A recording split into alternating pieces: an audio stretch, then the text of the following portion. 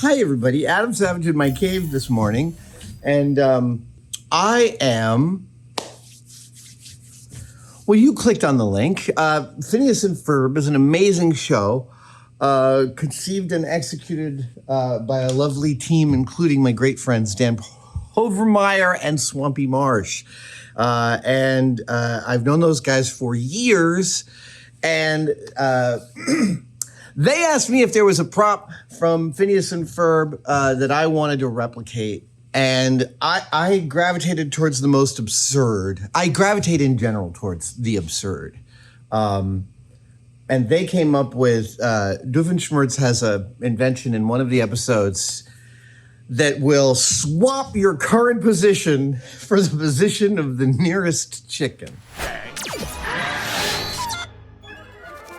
See? Adulting. What just happened? Well, thanks to my handy chicken Replace-Inator, which some people said I shouldn't bring, it switched places with the nearest chicken, wherever that is. That's really great. You should know Jamie Heineman and I have actually done cameos on Phineas and Ferb. At any rate, this device, which swaps your location with the nearest chicken to you, I can't get enough of how ridiculous that superpower is. It's called the Chicken Replace-Inator. And it's shaped a little like a football with a gun handle on it, and it's got a little metal stalk with a chicken beak at the end. Here's a picture of the Chicken Replace-Inator. Now, the Chicken Replace-Inator has a front and a back, but in no shots of Phineas and Ferb was I able to find the back of the Replace-Inator, which is fine. I have my own ideas about what it looks like. So we're going to make a Chicken Replace-Inator. Now, the main form of the Replace-Inator is going to be about this big. I'm going to make it out of vacuum-formed plastic so I can keep it light. And so the very first order of operations here is a buck. A buck is buck. A buck is what you use to vacuum form over. And I happen to have some of this lovely wren shape. Wren shape is a engineering urethane. So you know spray foam house insulation. You know what that looks like. You know how it feels, right? It's rigid. That's a urethane foam. Urethane can be modified and modulated into every kind of consistency and form factor you want. And this is also a foam urethane. A much denser foam. And so what its main quality of wren shape here is that it is a completely uniform substance. A non-uniform substance is wood, which has a side grain and an end grain. And those two get treated differently. They both absorb finish differently. They sand differently. They plane differently. And you have to accommodate that in woodworking. This engineering resin does not. It shows it shows the same surface no matter where you cut it. So it's easy to finish. And it's made for like testing your CNC cuts, right? When you write a program so you don't waste it on a giant billet of aluminum, you'd take a chunk of this, and there are like several different grades of this, and you put it in your CNC machine and do a test cut. Or it's for prototyping and seeing if one part fits with some others. In model making, it's the fanciest solution. And big companies like ILM would buy wren shape and you would use it for it would be at our disposal in the model shop, still a very precious material. And there were chunky chunks that would get thrown out and we would go through the trash and save the little chunky chunks because when you're a young starting model maker, look, a big sheet of 2-inch thick wren shape is about $700 for a 2-foot by 5-foot sheet. I know that because I bought one 20 plus years ago, and I still have most of it. That's how it's a precious, precious material. This is a slightly, that's the pink stuff. This is the yellow stuff. The pink stuff is my favorite for spaceships and for modeling. It just gives you a tremendous amount of control and refinement in making forms. This is a little more, this yellow stuff, it's a little more volatile, it's dense. So I don't know if you can see it. Yeah, there you go. It dents. So it's a little less robust than the pink stuff, but it's perfect for a vacuum form buck. So what I need to do is I need to chuck this into my lathe. I might chuck this into the woodworking lathe. What?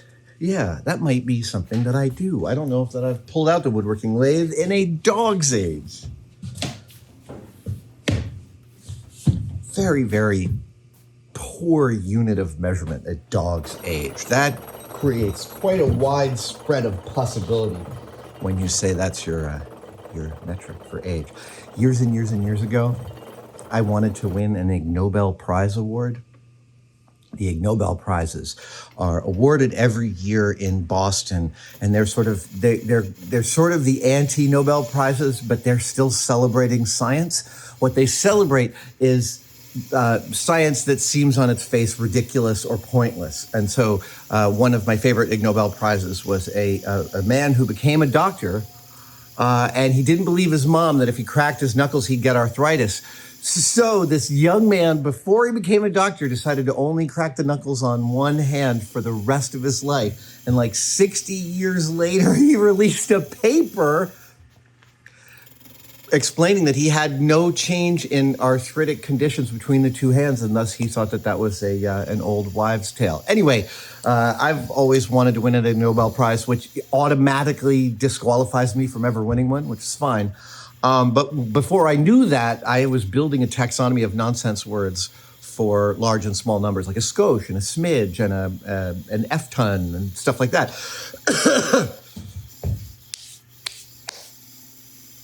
A dog's age is one that wasn't on my list, but I realized it is. It's a nonsense word for an undefined amount of time. All right, so we're going to pull out the wood lathe and start making some dust.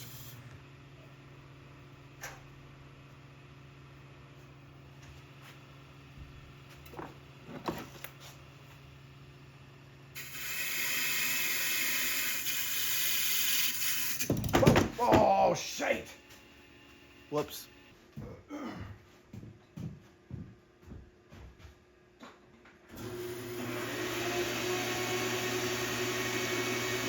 Okay, so here is the basic form for the chicken Replace-Inator. I have turned it, given it a little bit of shape, and split it in half. And so now, this is pretty closely in half. I am going to do a couple things. Going to cut a riser for the bottom that can work for both sides. And then I'm going to vacuum form this. That's the next thing that happens in all this dustiness.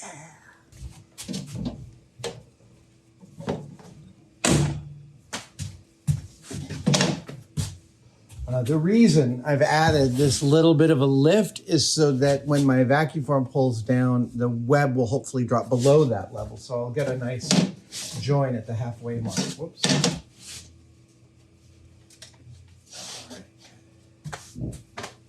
This isn't my new vacuum former. This is the one I built. This is one of a pair of vacuum formers built by me and Fawn Davis back in the day when we both coveted the little vacuum form.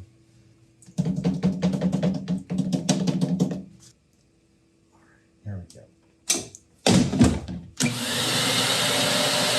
Yeah, oh, that's great! Oh, perfect! Ideal. Outstanding.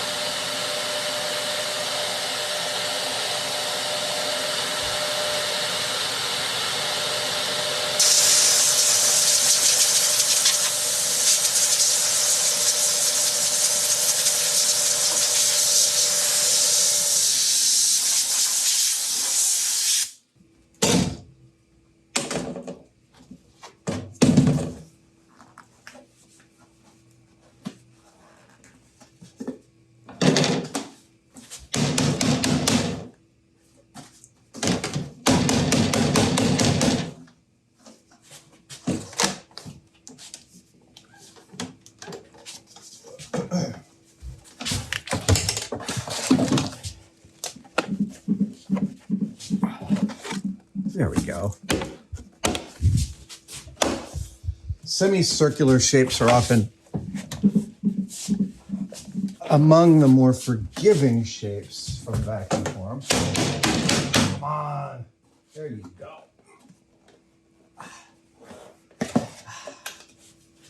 So that's the first shape done.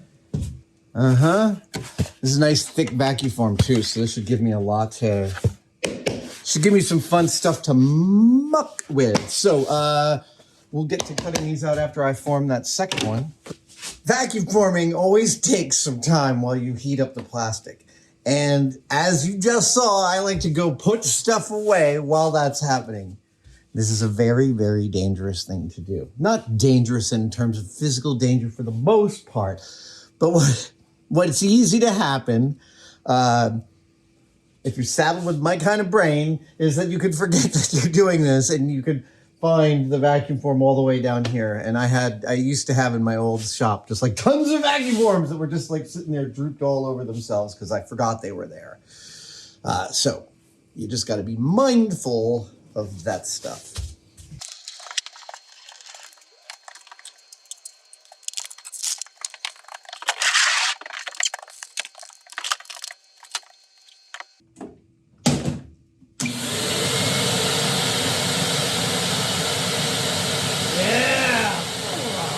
Beautiful. Super happy with that.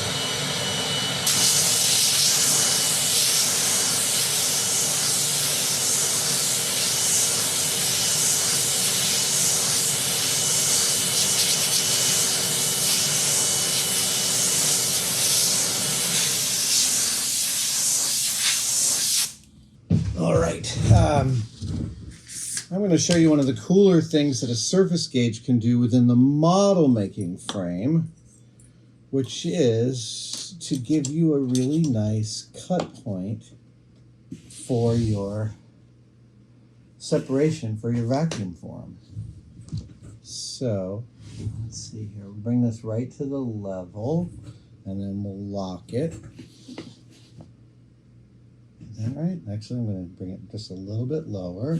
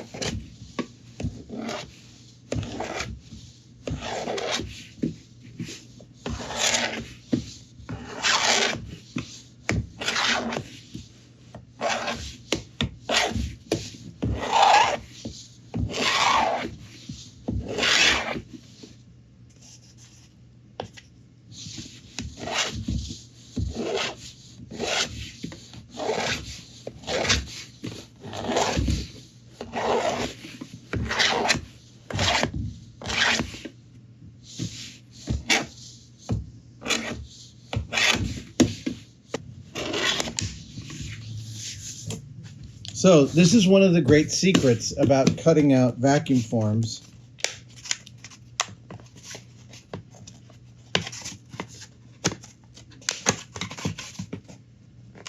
Is that you can score it with the edge of your surface gauge and it will snap on that line and give you a really nice separation point.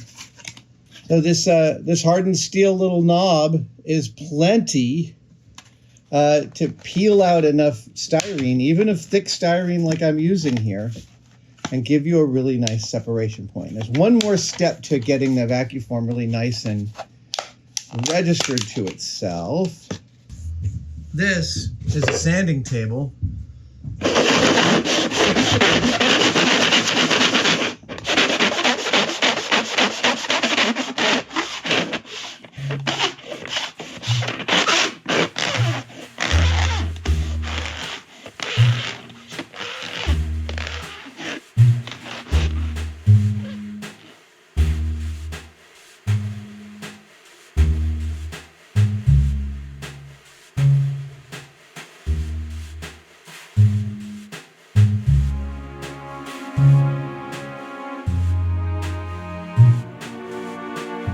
So this is what I love about vacuum form, is that I now have a hollow shell to build off of.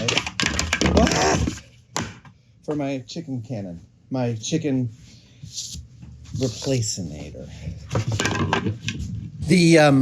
The business end of the chicken Replace-Inator has a sort of zigzag of what looks like telescoping tubing, but is like, you know, an animation land. So I'm turning some of the pieces of these and making holes in them to receive other pieces of these. And the lengths are all being kept a little long right now, but so I'm just about to drill a hole here.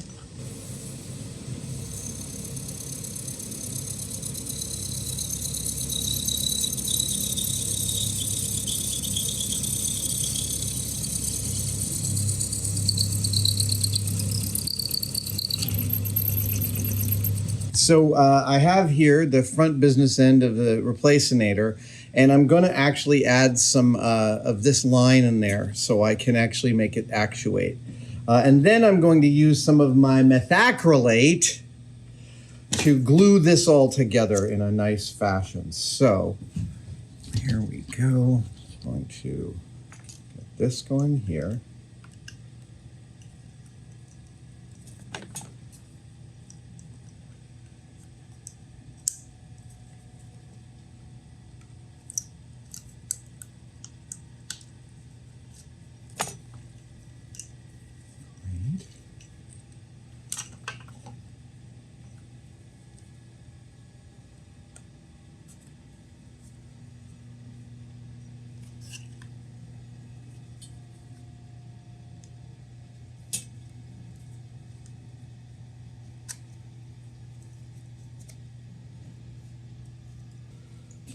Get it all up in here.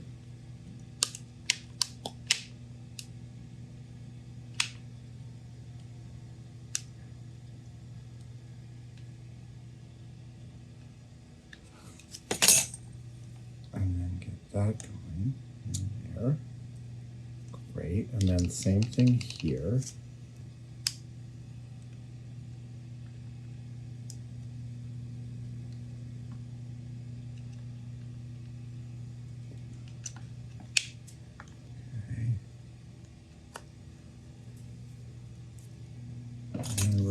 More down in there.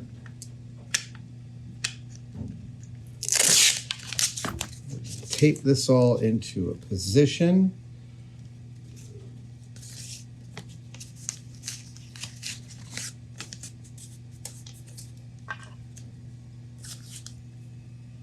Lovely. Lovely, ladies and gentlemen. Okay, I'm going to let that sit for a minute. That is the zigzag on the front. And now that it's got this through, I can run some spectra in there and I can get some activation out here at this beak. Yes!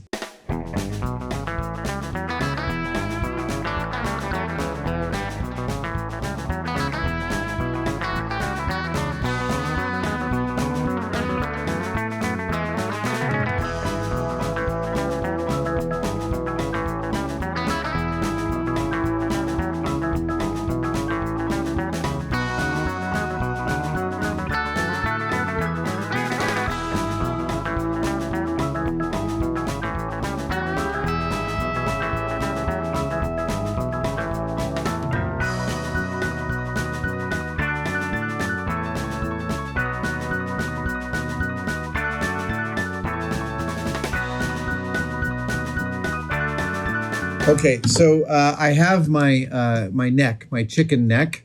I'm pleased with its orientation and its detailing, but I have threaded this piece of PTFE through it so that basically my goal is here. There's got to be a little beak out here, and I want it to activate. And so the PTFE threads out through here, and I want a piece of line that comes through here and helps activate the beak when I pull the trigger. So I want to just make sure that this cable I've got fits through here.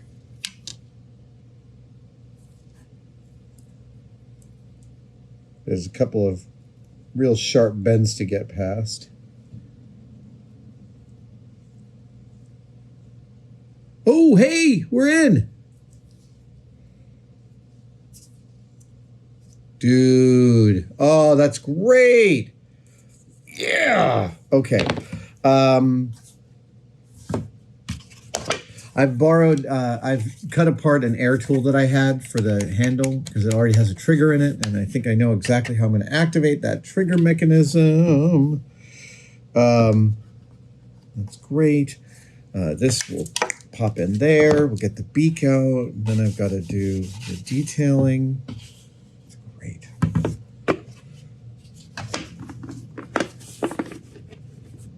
Very happy with the overall layout of this.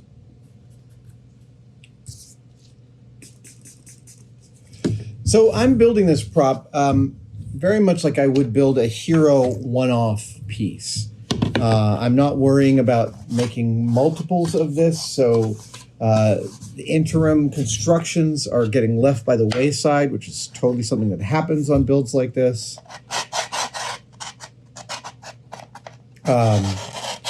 I'm just trying to get the mechanical join to be nice and reasonable, and I think I'm mostly there. Come on. Yeah. Yeah. Yeah, let's see here.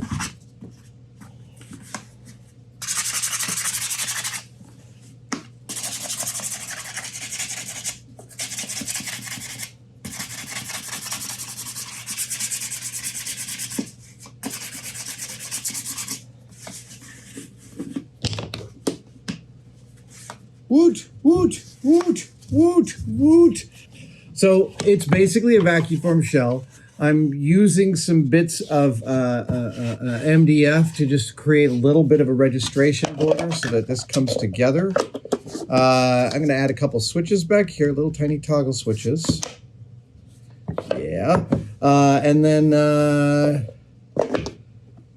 yeah, okay, I have to make a button dial here.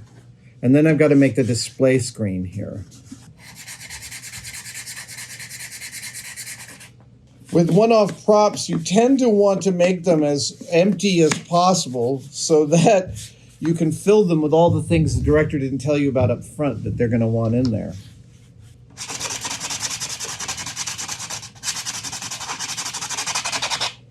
There may be a final glue up at the very end of all this. We shall see. Dude. That is, I'm really, I'm already happy. I'm already happy.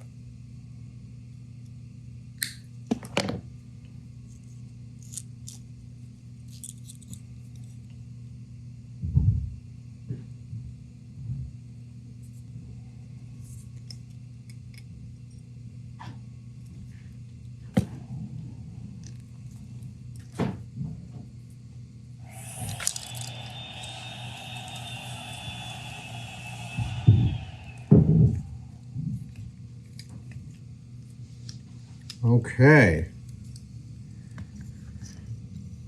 Let's see if I can get these to...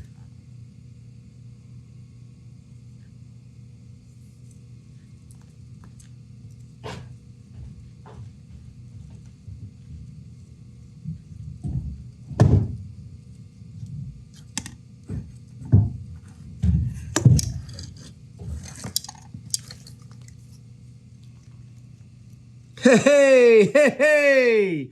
We got it!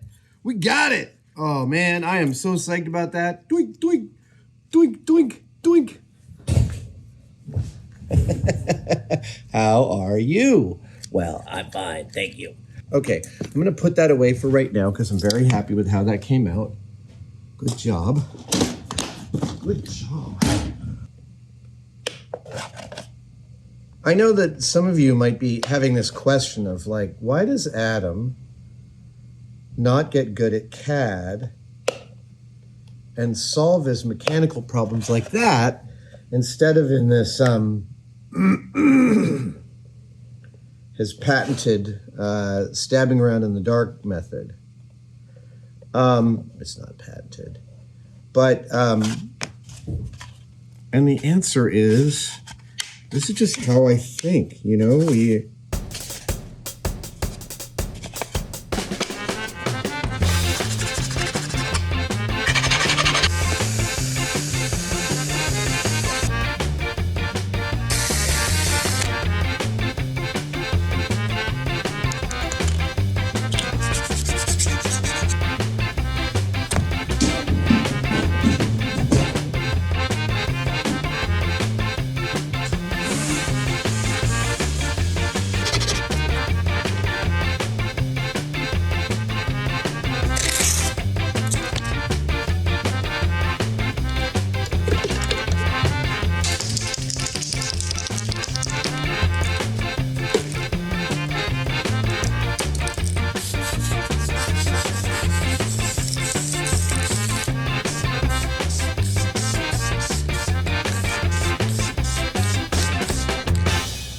all right, so the painting of this is going well. I'm very pleased. I've laid on the master yellow coat, and now it's time to add on the airbrush coats.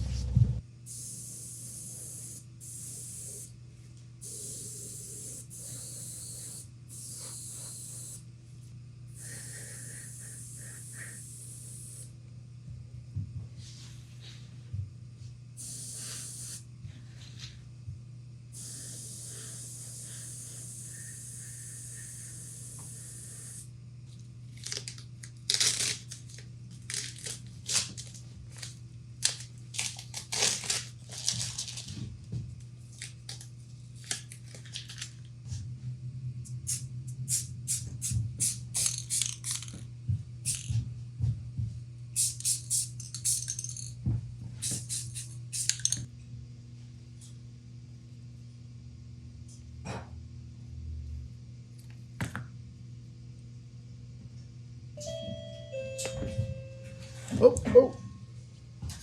You want to get that? Yeah, would you do that? Thank you.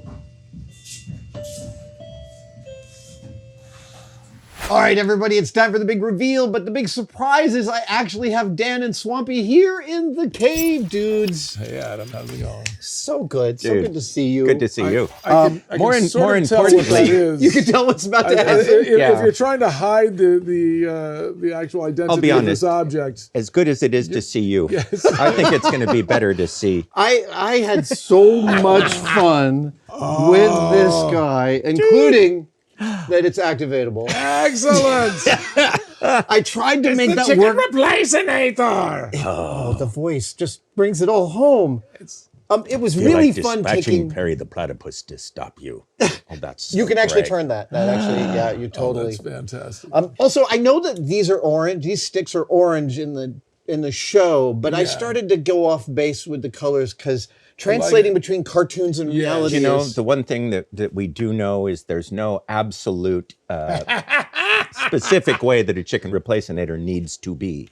So you're. I found actually versions of 3 over the course of the show. No, we kept using it. Here Because there was a big one. Yes, yeah, there's a large one with Then a there's the foot that was handheld. more It's complicated. the dumbest device we ever came up with because, and yet it is the most useful. We've used it Stupid-inator. over and over again. It's such Yes. a great. So it's a great Deus Ex saved Machina. them. We saved them in. We saved Doofenshmirtz with it in Candace Against the Universe. I added 2 other settings. I added there's chicken, closest farthest chicken, chicken. then there's farthest chicken, which I thought would be a natural yes, extension, yes. and then closest rooster, and I labeled danger there because I figure Yes, roosters yes. are you got to be They are. careful. Yeah, you about. got to be Yeah, careful yeah. with that. Totally. I also realized that I ended up making the body look a little like that the point of view gun from the Hitchhiker's Guide. Oh, little. Yeah, just because I love eggs. Yes. That's sort of the way we designed it. Yeah. It looks like an egg. Yeah. So That's very I cool. love this. I will tell you part of So my here's what inspiration. happens. Part of my Oh. Somebody. Yes. So this is a casting of a fantastic. crew gift from Who Framed Roger Rabbit. That's And fantastic. it was the first so thing I went cool. and grabbed when I started It's- thinking about It's got the this. dummy. That's It's got the fantastic. dummy Here, bullets in it. I'll trade you. The bullets I have separately in another location, Yes. but yeah, all the That's little. great. Oh, it's fantastic. See, I thought that you would turn this and that the needle would move. I Yeah. didn't have time to make that actually. That's all right. What were you doing with your time, Adam? Sorry It's about not that. actually- I really. You're gone. Oh wait! We have a chicken. We brought a chicken. Okay, Hold on. excellent. Where's the There we chicken? go. Right. If this is the nearest chicken, right? Yeah. This is. And I were to shoot Not sure Swampy if with this is it. wise. I would just shoot. No. Oh wait, no, let me shoot it this way. Oh, that's Ready? Ready? Whoa! It works. Totally It worked. functions properly. I feel a little funny inside. Do you feel? Yes. It's not a great feeling. It's better to be funny outside. Nah, it's Yes. This is fantastic. This was so much fun. Yeah. This was like fantasy camp. I would have dudes. said it to farthest chicken, but we would never have found you. true. No. I'm trying to think of where have the no farthest idea. chicken would be. Exactly. I bet It'd there be are somewhere on chickens the other somewhere side in of the- Greenland or Yes, Iceland or exactly. somewhere. I that- love the idea, is the fantastic. logistics of figuring out both the nearest and farthest Yes, chicken. exactly. Is it Well, quantum? that was There's that wonderful some moment processor in here that does that. for the movie. We had to then get a chicken to the planet to get the monster. Yes, exactly. And so we're like, we got to remember to have a chicken there, so that's clearly the farthest chicken. yes, And that moment where somebody goes, "I know where a chicken is." yes. Okay, so the next time we do this, I have to tell you, the next time we do anything remotely like this, I want to do the Mind-Readinator. Oh yeah. Okay. I'm going to hire a comedian to generate the stream of consciousness of my thoughts, because I think that will be really funny. That would be a whole great segment, just to Right? do a whole interview with all that coming up. Exactly. Jesus, I wish these guys would stop talking. Yes, exactly. Just those moments where people are be like- do you know what you're thinking? Wow. Right, it'd go off Why for a would while. you- You'd be thinking about Why the would you ending of be the show thinking- from last night. Yes. Yes. What you should do is write the whole thing ahead of time, but have it be like a novel's worth and just be zooming past faster than anybody can generate it. I feel like very we've fun. workshopped the next video, This is collaboration. spectacular. I love it so much.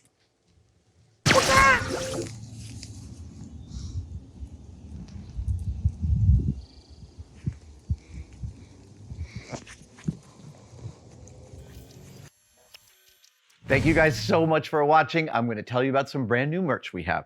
One of my favorite things we've ever produced are our demerit badges, which are scout badges for messing things up, as we all do. They're bestsellers, and we started out selling them as patches, then we moved to stickers, and now, ladies and gentlemen, we have demerit badge magnets for your fridge or your machines, and we started out with a 4-pack of our greatest hits. You can find these right now at tested-store.com.